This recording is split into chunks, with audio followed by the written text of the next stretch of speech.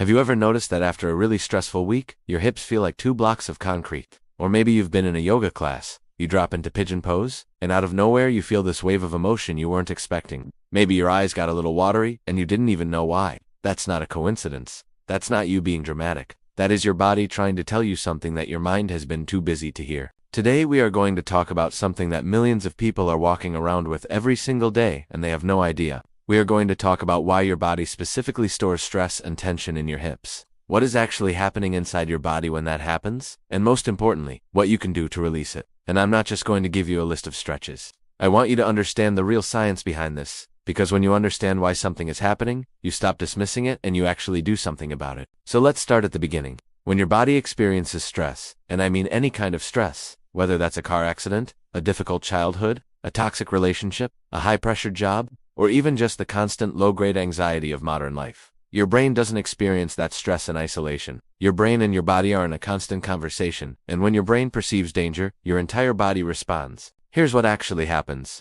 The moment your brain registers a threat, it fires a signal through your nervous system. Your amygdala, which is the part of your brain that processes fear and emotional memory, lights up instantly, and that signal travels down through your body to activate what most people know as the fight or flight response. Your heart rate goes up. Your breathing gets shallow. Stress hormones like cortisol and adrenaline flood your system, and your muscles, especially the deep muscles around your core and your hips, they contract, they tighten, they get ready for action. Now here's where it gets really interesting. There is one muscle in particular that is at the center of all of this, and most people have never even heard of it. It's called the psoas muscle, and this muscle is the key to understanding everything we're talking about today. The psoas is a long, deep muscle that runs from your lower spine, down through your pelvis, and connects to the top of your thigh bone. It is literally the muscle that connects your upper body to your lower body, and it is the primary muscle that activates during the fight or flight response. When your body decides it needs to run from danger, or curl inward to protect itself, the psoas is the muscle doing most of that work. Some researchers and somatic therapists have actually called it the body's survival muscle, because its entire function is to prepare you to survive a threat. And here's the problem.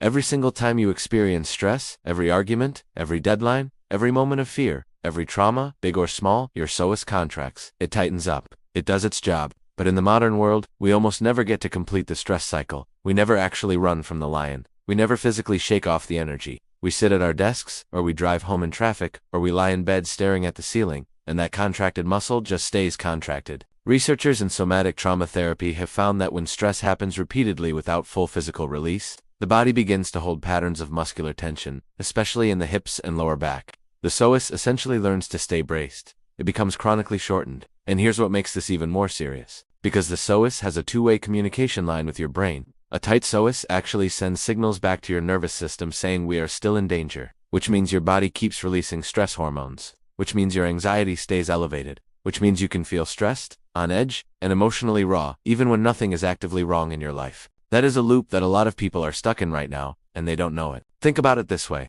Have you ever felt a persistent tightness in your hips or lower back that just doesn't go away, no matter how much you stretch? Have you ever felt like you can't take a full, deep breath?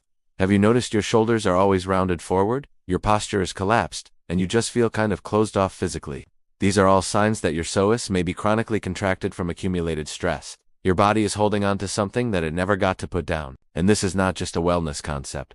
In 1994, psychiatrist Bessel van der Kolk published research that introduced many people to the idea that the body keeps the score, meaning that the physical body encodes and holds the experience of stress and trauma in its muscles and nervous system long after the event itself is over. His work helped shift the conversation in mental health and trauma therapy toward a much more body-centered approach. The nervous system, the muscles, the fascia, these are not just structural parts of you. They are part of your emotional experience. Neuroscientist Candace Pert, who spent years studying the biochemistry of emotion, put it this way. She said the body is the subconscious mind. What she meant was that emotions are not just happening in your head.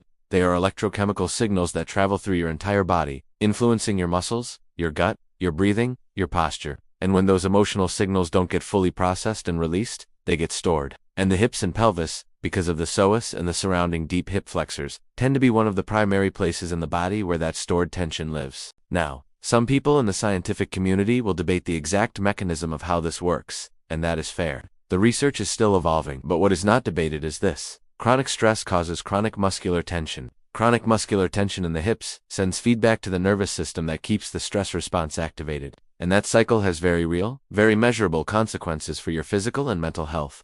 People who carry high levels of chronic stress are more likely to have ongoing hip and lower back pain. They tend to have shallower breathing patterns, which reduces oxygen flow and keeps the nervous system in a heightened state. They often struggle with sleep, with emotional regulation, with that constant feeling of being on edge. This is your body holding stress it was never given a chance to release. So now let's talk about what you can actually do about it. The first thing I want you to understand is that releasing stored tension in the hips is not just about stretching. If you just force your way through a deep stretch while your nervous system is still in fight or flight mode, you might actually create more tension, not less. The key is to combine movement with nervous system regulation. You need to signal to your body that it is safe, that the threat is over, that it can let go. The first practice is diaphragmatic breathing, and I want you to take this seriously because it is more powerful than most people give it credit for. When your psoas is tight, it physically restricts the movement of your diaphragm. This causes shallow chest breathing, and shallow breathing sends a signal to your brain that you are stressed. So the cycle feeds itself. But when you breathe deeply into your belly, when your diaphragm can fully expand, it massages the psoas from the inside and it stimulates the vagus nerve, which is the nerve that activates your rest and digest state. So here's what to do. Lie down or sit comfortably. Put one hand on your belly. Inhale slowly through your nose for 4 counts and feel your belly rise, not your chest. Then exhale slowly for 6 counts. Do this for just 2 to 3 minutes and you will feel a physiological shift. Your nervous system actually starts to down-regulate, and when the nervous system calms, the psoas starts to soften. The second practice is the supported butterfly pose. This is a gentle hip opener that works with your nervous system rather than against it. Lie on your back, bring the soles of your feet together, and let your knees drop out to each side. Place your hands gently on your lower belly. You don't need to force your knees to the floor, just let gravity do its work, and breathe into it. Slow, deliberate belly breaths. Stay here for 3 to 5 minutes. You may feel a subtle trembling or releasing sensation in your inner thighs or hips. That is your nervous system beginning to discharge stored tension. Don't rush it. That's the process working. The third practice is something called TRE, or tension and trauma releasing exercises, developed by Dr. David Berceli. This approach is based on a fascinating observation: animals in the wild, after escaping a predator, will shake vigorously for several minutes before going back to normal life. That shaking is the nervous system completing the stress cycle and resetting. Humans have this same neurological mechanism, but we suppress it. We were taught that shaking or trembling is a sign of weakness, so instead of releasing the energy, we hold it in. TRE uses a series of simple exercises that gradually fatigue the leg and hip muscles, and then allow the body to begin tremoring naturally, starting in the psoas and radiating out from there. The tremors feel strange at first, but they are your body doing exactly what it was designed to do. Studies on TRE have shown reductions in PTSD symptoms, improved sleep quality, decreased anxiety, and reduced chronic muscle tension. It works because it is addressing the stored tension at its source, in the deep muscles of the hips and core. A simple way to start is this. Lie on your back with your knees bent and feet flat on the floor. Gently let your knees fall slightly inward until they are almost touching, then let them fall slightly outward. Do this slowly and rhythmically for a minute or 2.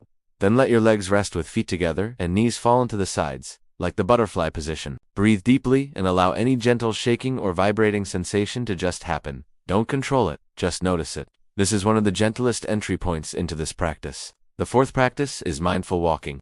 This sounds almost too simple, but the psoas is an ambulation muscle. It was designed for walking, running, and movement. Sitting for hours every day, something the average American does for about 9 to 10 hours, keeps the psoas in a shortened, contracted state. But walking, especially slow, intentional walking where you are present in your body and not on your phone, helps the psoas lengthen and cycle through its natural range of motion. It helps discharge low-level stress hormones, and when done consistently, it genuinely helps the body feel safer in its own skin. Even 20 to 30 minutes of walking daily has been shown in multiple studies to reduce cortisol levels, improve mood, and lower baseline anxiety. It is not a dramatic intervention, but the research is consistent and clear. Movement is medicine for a nervous system that has been stuck in survival mode. Now I want to speak to something deeper for a moment, because this topic deserves more than just a list of exercises.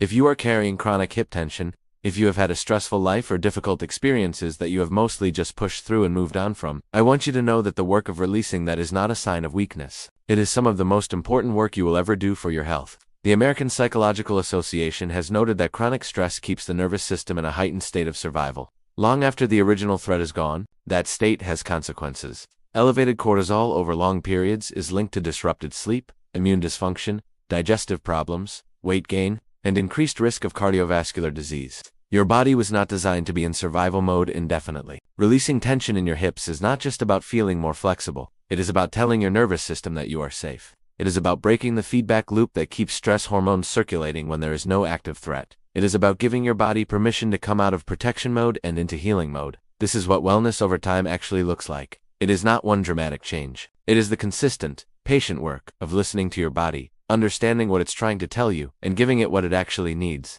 Your hips have been holding things you didn't even know you were carrying, and the good news is, you don't have to keep holding them. Start tonight. Get on the floor, breathe, let your knees fall open, put your hands on your belly, and just let your body begin to say what it has been trying to say for a long time. If this video helped you understand something about your body that you hadn't understood before, share it with someone who needs to hear it. Leave a comment and tell me whether you've ever felt unexpected emotion during a hip stretch, because I know a lot of you have, and I want to hear your experience. And subscribe to Wellness Over Time, because this channel is built on one idea that real, lasting health is not something you rush. It is something you build, one honest conversation at a time. I'll see you in the next one.